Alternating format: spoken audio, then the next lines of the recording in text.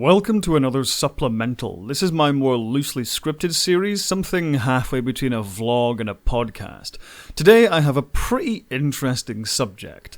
What if the United Federation of Planets from Star Trek was fascist? Now, I know this may seem like a familiar hot take to a few people because, like those people, I've seen every now and again these sort of clickbaity videos spring up on YouTube. The most famous, I think, is from Movie Theory, that channel by Matt Pat, which often proclaims that the Federation is already the bad guys. You know, it's already a fascist nightmare, and it's not actually the utopia that Star Trek often makes out, and actually they're the bad guys all along. And yeah, these videos are pretty annoying sometimes. They're often built on kind of misunderstandings of how the fictional universe works, or they're built off kind of silly assumptions. Sort of, if this is not explained in the Star Trek universe, then it must work in this kind of way. And when you think about it that way, you can kind of, you know, make out the Federation to be anything you really want it to be. However, this idea of like the Federation being fascist has got an idea rolling around in my head, and it may be a controversial one, but I think in a season of one of the TV shows, or in a book, or in a comic, or video game, or movie, or whatever piece of media Star Trek related, I think there should be a storyline in a Star Trek, something about a fascist-like movement rising to power in the Federation. And I'll explain a little later why I think that storyline would be really cool later in the video. But first, let's actually define what fascism is, because, you know, thanks to the internet and comment sections and so on, fascist and fascism is often a word which is kind of bastardized and thrown around a lot.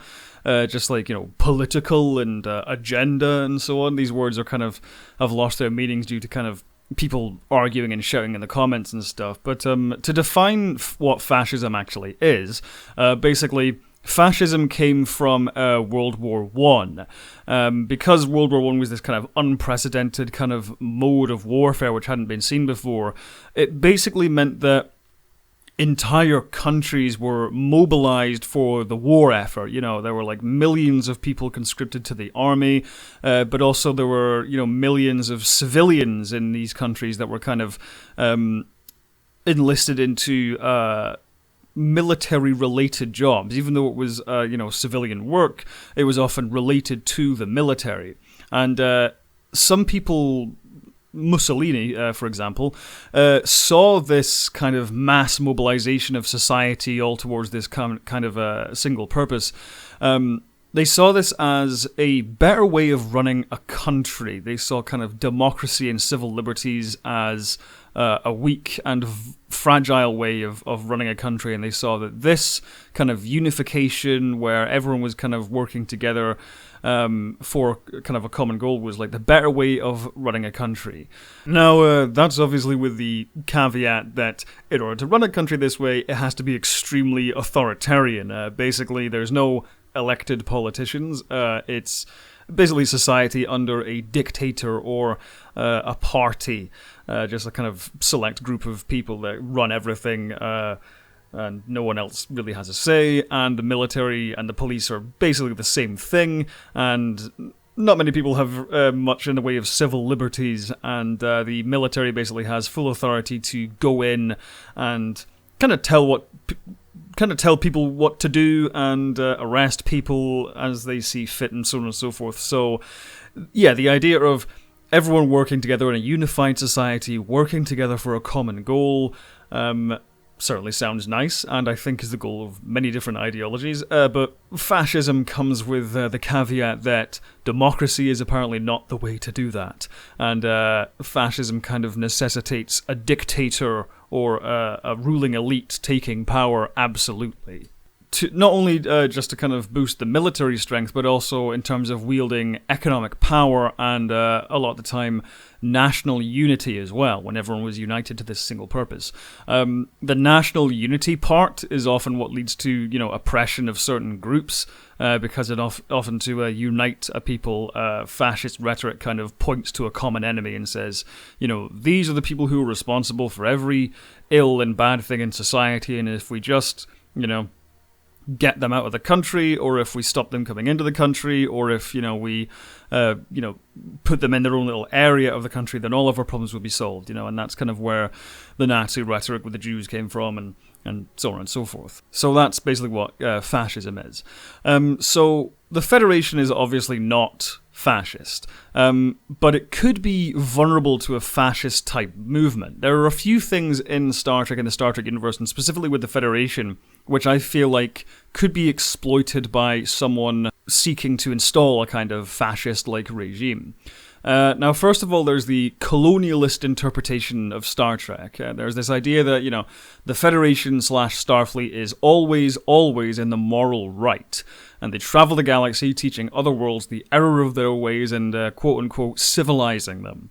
A typical episode of the original series or, the Next Gen or whatever is the Enterprise rocks up to some planet, and the planet's society is organized around this kind of strange backwards custom. For example, in like A Taste of Armageddon, there's that fighting a war with computers kind of thing. And then by the end of the episode, the crew of the Enterprise basically transforms this society, whether they like it or not, and kind of makes them better by the end of the episode, more in line with Federation ideals and so on and so forth. Now, of course, as I pointed out in a Twitter thread, which this video is kind of inspired by, that idea is obviously meant to teach the audience, a lesson. It's not the idea that the message that those kinds of stories are supposed to instill is that, the planets that they often go to are representative of a problem in modern society, and that by solving that problem, they're offering a solution to a real world problem. So the audience is supposed to see themselves as the planets that are backwards and broken, and the Enterprise crew and so on and so forth are usually supposed to be seen as what we should aspire to be. But some people, fans and some people within some characters within Star Trek kind of see it backwards, where they already see themselves as inherently right and always in the moral good, and it's their duty to go and civilize other peoples. So I think this is what could kind of take the place of the racial purity idea, which often crops up in fascism. Obviously, I think it'd be really weird in Star Trek if everyone was suddenly racist towards a certain alien species. I think it'd be really weird if suddenly there was like propaganda about like the Vulcans are, running the economy or something like that. I don't think that would really make sense. However, instead of a rhetoric about kind of a racial purity idea, it would be more like a moral purity idea. The idea that the Federation and Starfleet and so on is because of their charter and so on, that they're the moral superiors. That we know how to best run a society, and we know what's best for people, and, our society is the utopian society, and it's the others, the other factions, the other big spacefaring civilizations of the galaxy, which are in the wrong. And I feel like that could kind of take the place of the, become the us versus them kind of thing. The idea that everyone within the Federation who adheres to the Federation and supports the Federation is in the right, and anyone outside of the Federation or is against the Federation, they're wrong. They're always morally wrong. You know what I mean? And this is actually an idea which was kind of brought up by Eddington in Deep Space Nine when he does his defection. And he does his whole brilliant monologue where he says, you're worse than the Borg. At least the Borg tell you what their intentions are, But, this idea that the Federation's angry at the Maquis and Maquis sympathizes because no one's supposed to leave paradise and, all that kind of stuff. It's a brilliant idea, but I actually think there is some truth to what he says. This idea that everyone in the Federation should be happy because the Federation is always right, and the Federation is the utopia, the ideal society, and if you're against it, then you're against civil liberties, and you're against these things. I feel like that kind of rhetoric could could emerge from existing beliefs which already are in the Federation and are probably held by a lot of Federation citizens. These beliefs are also kind of manifest themselves in the Admiral Layton character in the Deep Space Nine episode Homefront and Paradise Lost, where he basically attempts a military coup because he's like, the Dominion are threatening our way of life, and we have to do everything to defend it. Even going so far as to try and basically oust the democratically elected Federation president of the Federation. And of course, there's also Section 31, who are basically kind of already doing what Layton was already doing, was trying to do, which is, they believe that the Federation should be preserved and should be fought for and, made strong no matter what. They will basically be willing to do anything, destroy anything, oppress anything and assassinate anything if it means preserving the Federation, because they believe that the Federation is, it's almost like a religious kind of reverence for its ideals, So these ideas are already kind of present in some stories of Star Trek. In TNG as well and Insurrection, we have some of those Admiral characters who adhere to the means justify the ends kind of thing.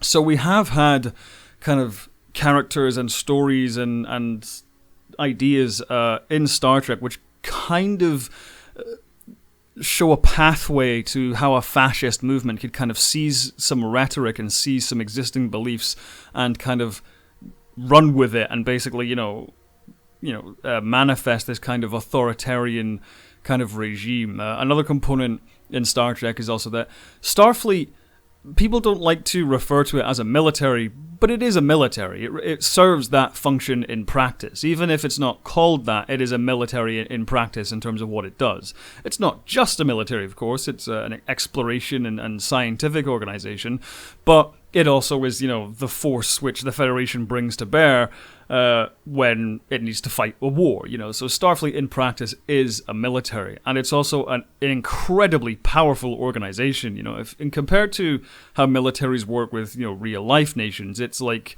incredibly vast as an organization. Usually you split the military into lots of different subdivisions, and you split kind of the armed forces and so on in lots of different subdivisions and things. But Starfleet has, in modern terms, a navy, a ground force, and an intelligence and law enforcement wing. They have Starfleet security and Starfleet intelligence all under one bracket, whereas in real life a lot of the time these are separate organizations. The Navy and the Army are separate organizations, and intelligence agencies are separate organizations from the military and separate from the police and so on and so forth. But Starfleet in Star Trek kind of brings that all under one roof, which is kind of troubling. If in the real world that's the sign that something's kind of not quite right, that something's kind of gone wrong at the upper levels of government, really, or turned sinister at the upper levels of government. And not only is Starfleet an incredibly vast and powerful organization, it's often glorified as well within Federation society. Now, again, this doesn't make Starfleet a fascist organization. This doesn't make the Federation, the bad guys already in the universe. But you could kind of see how if the top brass of Starfleet were all replaced with people who were sympathetic to a fascist-like movement, then the entirety of Starfleet could quite quickly be turned into a tool of oppression, a very powerful tool of oppression. So that's another thing which I feel like makes the Federation vulnerable to some kind of fascist takeover. Now, a lot of people will say, when they hear this idea, they will kind of instinctively say, this would never happen in Star Trek. Star Trek depicts a future where we're beyond those kinds of things. Humans are supposed to have evolved beyond those things. Humans, having conflict with each other, that should be something which doesn't happen anymore and it's laid to rest and so on. But I feel like that would be the point of that story. For one thing, it's not quite true in Star Trek. There have been numerous instances already of humans coming into conflict with each other, as I mentioned before, the Admiral Layton basically trying to take over the Federation with a military coup. But I feel like, in terms of Star Trek kind of being allegorical and imparting real life lessons to the audience, I feel like the idea that a fascist-like movement could still rise even within the Federation or even within Starfleet would be the point of the story, because I feel like there would be characters in the Star Trek universe, of course, who would say the same thing. You know, there are characters who would say, like, you know, maybe, for example, you could have a conversation between two characters where someone would say, we've got to stop this person, look at what they're doing, look at what they're trying to accomplish, and another character could say, nah, you're overreacting, that would never happen in Starfleet or in the Federation. We're beyond that as a people. Because in real life in the modern day, we like to believe that we've moved beyond fascism, that those ideas and that ideology is behind us. Unfortunately, in the past few years, we've seen that's not really true. There are, neo-Nazis and white supremacists and so on who march around the streets in various cities and things in the US and the UK and throughout Europe and other places. And it's uncomfortable to think about, but I think it's really worth remembering, because we like to think of, Nazism and fascism and things as things of the past, but there are people who exist today, and even some politicians who exist today, who are sympathetic to those ideas. So I feel like the storyline in Star Trek, the idea of this hypothetical storyline of a fascist-like movement rising within the Federation, I feel like it would be a story that's about vigilance. It says, paradise and utopia are amazing things, but they don't come free. They come, the price is vigilance. There's a similar thing with like the drumhead in TNG, the drumhead, where that they kind of lapse into that McCarthyism thing and that witch hunt kind of thing. And Picard says that, he says, like, we like to think of ourselves as being so far beyond this, falling into those kinds of traps. But as they see in that episode, it's actually, easy. It's kind of surprising how fast those kinds of movements and that kind of mindset can kind of take hold. And so I feel like that would be the point of the story, is that everyone believes we're all past those movements and we're past those ideologies and we're past those things at least being popular. But I think that would be a storyline which would show, don't be complacent, don't always assume that it could never happen where you are. Now, I think the key to this story as well is that it absolutely shouldn't be an alien influence. Don't bring back the brain bug things from TNG's Conspiracy. Don't make it a Section 31 plot as well. Part of the reason I think the Admiral Layton storyline in DS9 was so powerful is because he was an ordinary admiral that loads of people knew, that like Sisko was friends with, and that seemed like a decent Starfleet officer who was doing the right thing. And it was sort of too late they realized what his true intentions were. And I think that would make it more powerful, is that don't make it an alien influence, don't make it a Section 31 plot. I think in this story, it should be started by a seemingly ordinary Starfleet officer or Federation politician. I don't really know what form this storyline would take. Obviously, as I'm not in charge of Star Trek, but, I think it could make a hell of a season of television, or, you could go the Babylon 5 route of kind of doing this over a multi-season arc, or it could be like a trilogy of books, whatever. But I think it would be a really cool storyline. It'd be a very ballsy storyline and obviously very, very controversial among Star Trek fans. But I think if you pulled it off right, if you really stuck the landing, I think it would be like one of the best storylines in Star Trek. I think it'd be really, really awesome. So, I don't know, if any Star Trek writers or showrunners or whatever happen to stumble across this video, there's a free idea for you. Thank you for watching. If you like these videos, subscribe and hit the bell icon to stay up to date on my new uploads. If you want to help the channel grow, join my patrons or my YouTube members, where you can see videos early as well as some other exclusive content. Speaking of which, I'd like to quickly thank all of my patrons and members who are now appearing on screen. Have a good one, and as always, live long and prosper.